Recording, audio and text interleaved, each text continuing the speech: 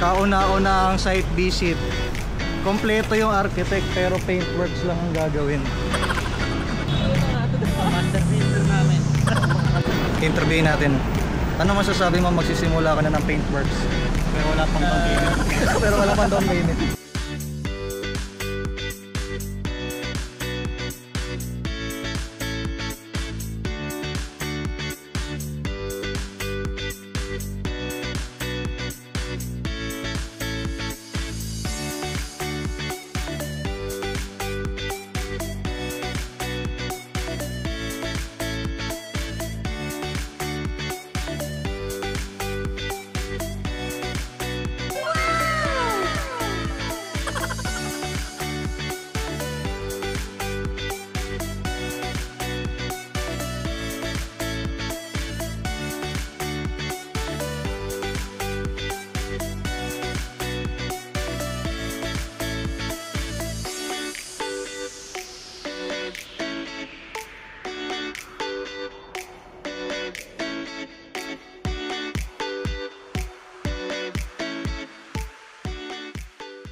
Medyo ano tayo ngayon Anong kulay yan? Ba't naninilaw ako?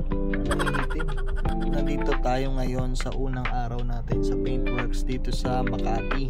Small project lang naman pero maganda rin siyang panimula as project para at least meron tayong konting kaalaman dun sa scope ng pagpipintura. So tara, punta tayo.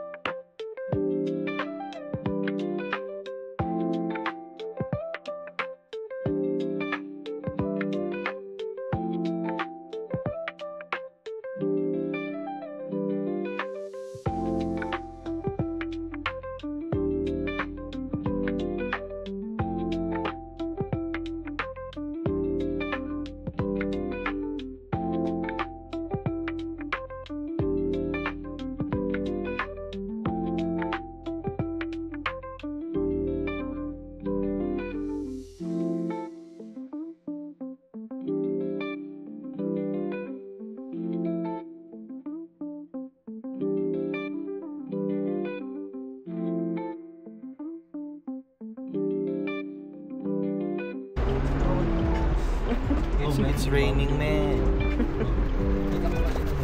Teka lang.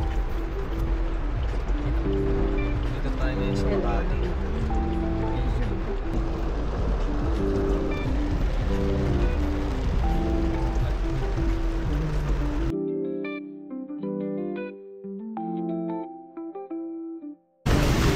Bibili tayo ng materyales. May tinda kayong close-up? Pwede bang yung lang, tingi-tingi, gano'n? Sige, magkano per metro? Mga ilang metro kaya yun? Sabihin na natin 1, 2, 3 2 metro na agad sa pinturin. Dagdagan pa natin. Kulang yan. Mga 10 metro, no? Busog na nga nila siguro. Hindi, mga 15 metro. Sobrang big. Mabigat na ba yun, yung 15 metro na yun? Ganun ba kalapad? Yun, ganito yun Ayun, parang ganun. 15, pwede nang tupi-tupin para medyo magkasya. Sige.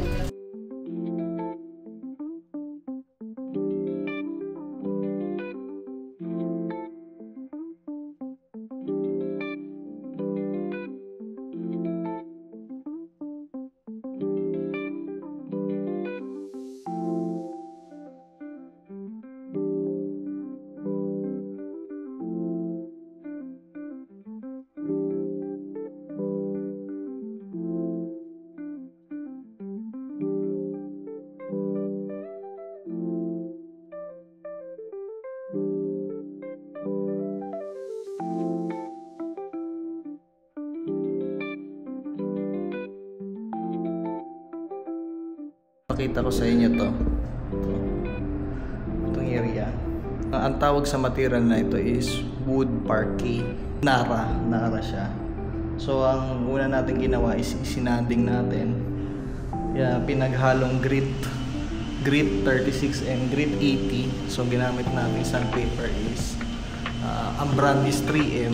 Kakinis natin ng area, magkakaroon siya ng mga alikabok ng pinag-sandingan. Pwede natin siya magamit as filler. Then next natin gagawin is papatungan ng sanding sealer.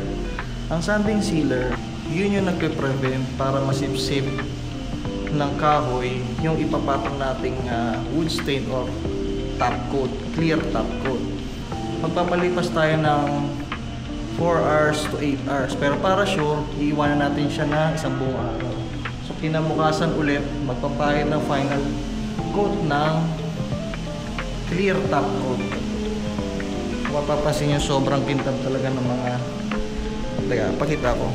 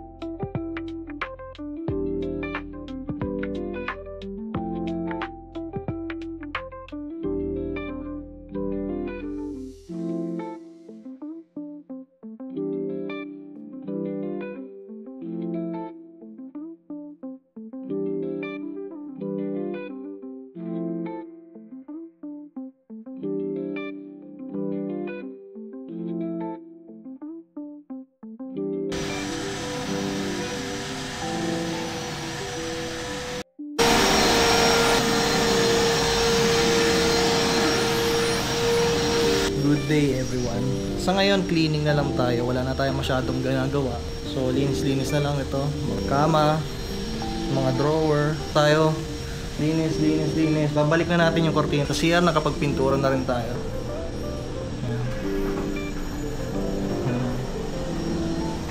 Buong walls, napinturahan na natin. Ang code nito, Whisper White. Then sa labas is Tule White. Tule white yung kinulay natin. Then sa CR, gusto ni client na white. So magkaiba lang yung kulay na bedroom, magkaiba rin yung kulay ng living room. So ipakita ko na lang kung ano ang magiging final output ng painting works natin. Then yung flooring natin, ito isa sa mga una natin ginawa. Kita nyo naman, sobrang kintab. Sabi nga ni client, baka daw madulas yung mga ipis at yung mga butike. Pero ang ganda niya, sobrang kintab niya. Dito natin tatapusin itong segment ng painting works. Meron pa tayong gagawin na additional mga cabinetries, painting works din ng ceiling. Yan. Baka mapalitan na rin natin yung mga ilaw. So complete ano talaga tayo, complete architectural renovation tayo. So yun lang. Salamat sa panonood. Pakita ko na lang yung magiging final outcome ng condo sa hulihang part. Pakita ko ng mga picture. Okay, thank you.